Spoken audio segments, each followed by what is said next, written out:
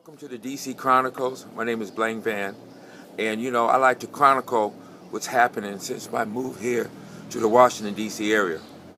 And I like to relate the story that happened the other day at work, and it was very impactful. It was one of those wow moments. What happened was that I was at work, and it was career development day. And for career development, we have a bunch of folks come in, and also we have walk-ins. Walk-ins are people that we went out and recruit to come in and look at our program to see if they want any job training in the area, being administrative assistants or plumbing or electrical or the building trades or building maintenance. Well, on this particular day, which was yesterday, we had a bunch of folks come in, and this young lady was taking the entrance test. She brought her boyfriend with her and her fiance, and they had a child together, so he was watching the child while she was taking the test. Of course, hearing a baby cry in an office environment was unusual, so we all got up, peeked, see what's going on, and I went back to my classroom. Later on, about maybe 20-25 minutes later, I went into the bathroom, and the young man was in there. He had his son with him, and he had his son inside a car seat, but he had a piece of towel paper, the ones you use to wash your hands with, and he was popping the baby in the mouth. The baby was crying, and he would just tell the baby, shut up, just shut up. And he kept popping the baby in the mouth. And, this young man is 19, 20 years old, and the baby just crying and wailing, man, and just, oh, man. And so I walked in the bathroom, I see this scene, and, I just turned around and said, young man, don't hit the baby in the mouth like that. That is not the correct way to silence a child. And when I said that, something remarkable happened. First he said, well, he won't stop crying. He won't stop crying. And I said, well, there's a reason why babies cry. He said, well, I don't know. I tried everything. He won't stop crying. And you just see the frustration in his face. And, not knowing what to do. You also sense embarrassment. Here he had some, and he's trying to, make a good showing for his girlfriend, whatever. He's the father. He can't make the baby stop crying. And I said, well, what are the 3 reasons? I just started the conversation because I knew I was treading on real, soft ground here. And I say, so what are the 3 reasons why baby cry? And he named them off like that. He said, well, either they hungry, he said, but he's been fed. He said, or they wet and he's dry. You know what I'm saying?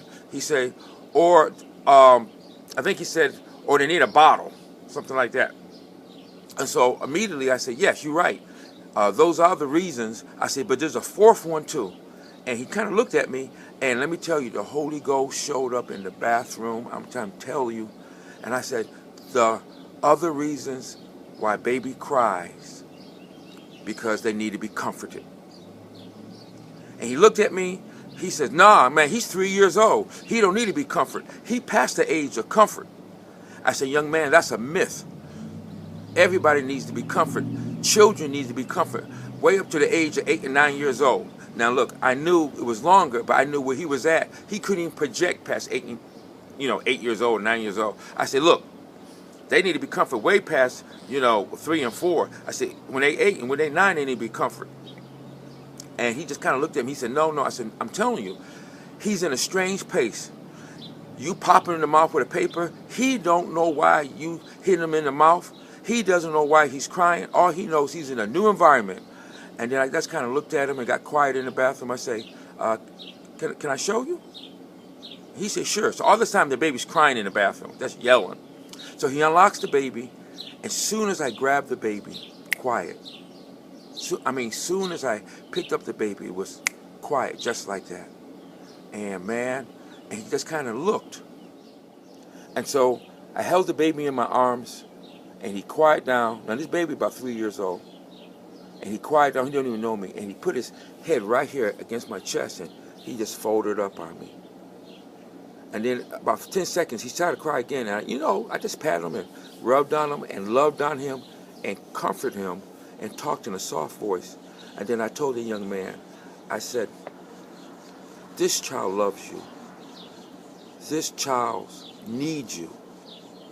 But he needs just to be comforted because he's in a strange place. And then I told him that what I am teaching you now, somebody taught me. And so it's not like I'm smart or anything. It's just, you just don't learn to be a father through osmosis or wake up. That you have to be instructed how to be a father. And so he saw his son in my arms, and he reached for him. I mean, his body position changed, and he reached for his son, and I gave it back, and he held his son, and his son just collapsed in him.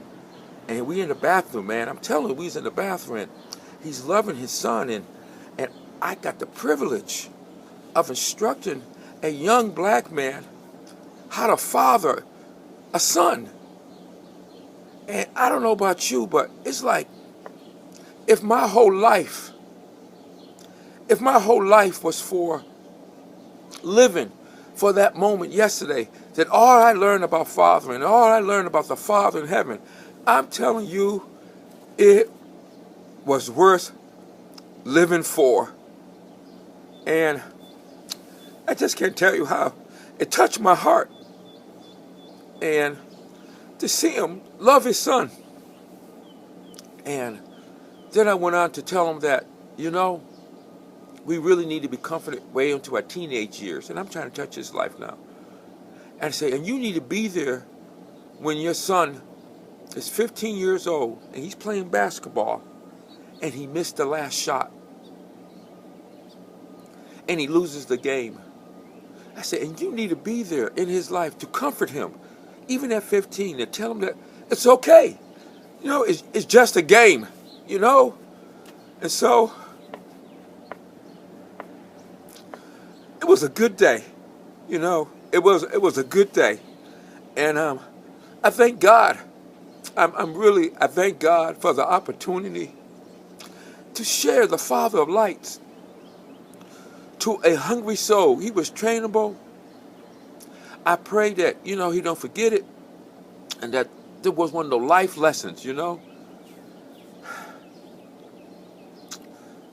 This is Blaine Van, and this has been the DC Chronicles. Thanks for listening.